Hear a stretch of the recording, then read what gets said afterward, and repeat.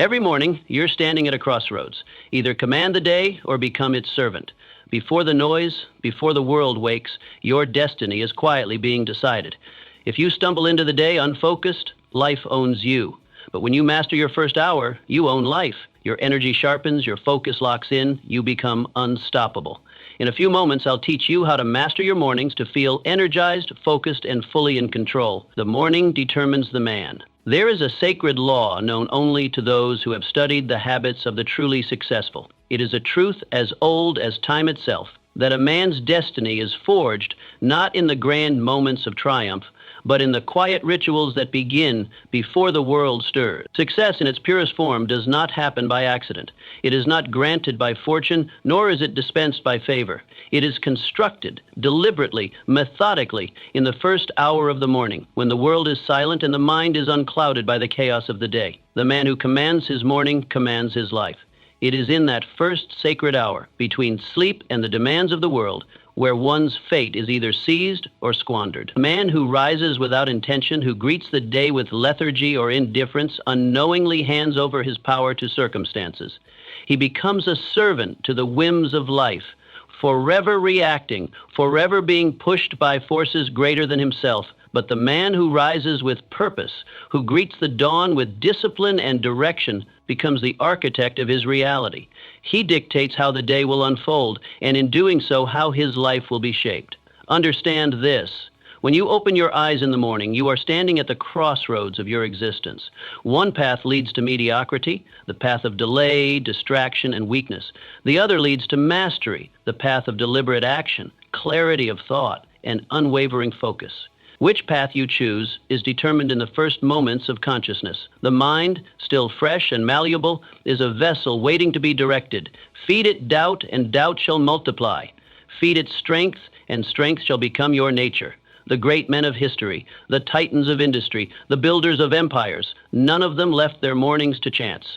They did not rise only when their duties demanded it. They rose because greatness demanded it. They understood that before the world seeks their attention, before responsibilities knock, before challenges arrive, they must first conquer themselves. They must first direct their mind, set their intention, and prime their spirit for the day's battles. There is a stillness in the early hours that cannot be replicated.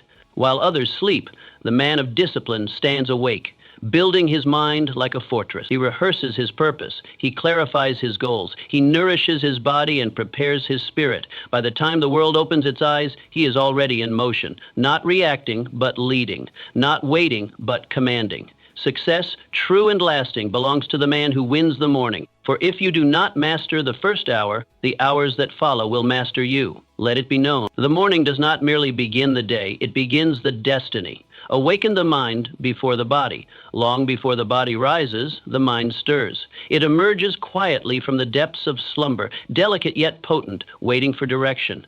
Few men ever grasp the power hidden in this brief window, the moments when the mind is awake, but the body has yet to move. It is here that the battle for the day is won or lost. For mastery does not begin in action, it begins in thought. The body merely follows the commands of the mind. If the mind is undisciplined, scattered, or unsure, no amount of physical movement will yield victory. But when the mind is precise, focused, and prepared, the body becomes an instrument of power, a servant to a greater will.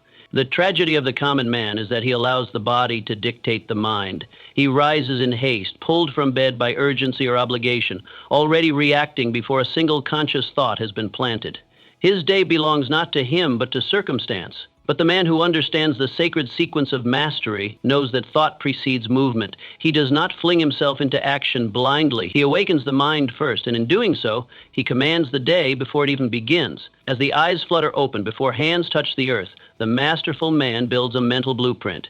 He sees the day in his mind before his feet touch the floor. He envisions the tasks, the obstacles, and the victories that lie ahead. He does not wait for events to dictate his energy. He dictates his energy to the events. In his mind's eye, he walks through the battles, sees himself composed under pressure, focused amidst distraction, and relentless in the pursuit of his purpose. This is not mere imagination. This is rehearsal.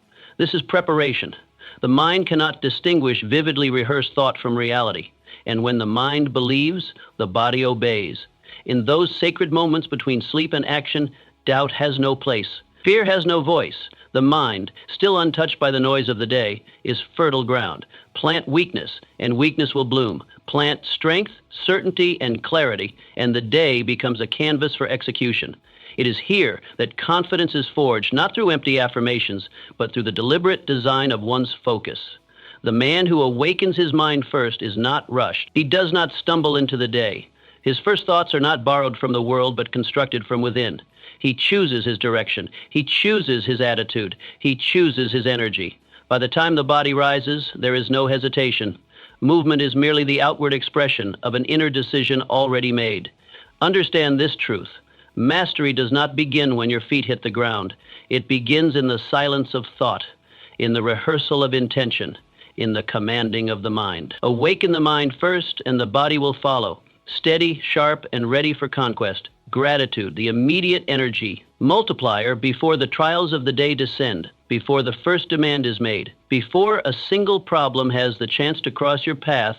There is a practice so simple yet so powerful that it separates the strong from the weak, the focused from the scattered, the masters from the masses. That practice is gratitude, not as some passive sentiment, but as an active force. It is the deliberate tuning of the mind to abundance before the world can infect it with scarcity. It is the mental armor that shields against doubt, anxiety, and fatigue. The man who rises and immediately directs his thoughts to gratitude possesses an energy that cannot be manufactured by chance. His resolve becomes unshakable, and the fog that clouds lesser men burns away before it ever has the chance to form. Gratitude is not some idle whisper of thankfulness. It is a declaration of power. It is the recognition that, despite any storm, any obstacle, or any unfinished goal, you are already standing upon the foundation of strength. When a man acknowledges what he has, his breath, his mind, his ability to think, to move, to choose, he positions himself above the petty frustrations that cripple others. The mind cannot hold fear and gratitude simultaneously. It cannot wallow in weakness while standing in the awareness of strength.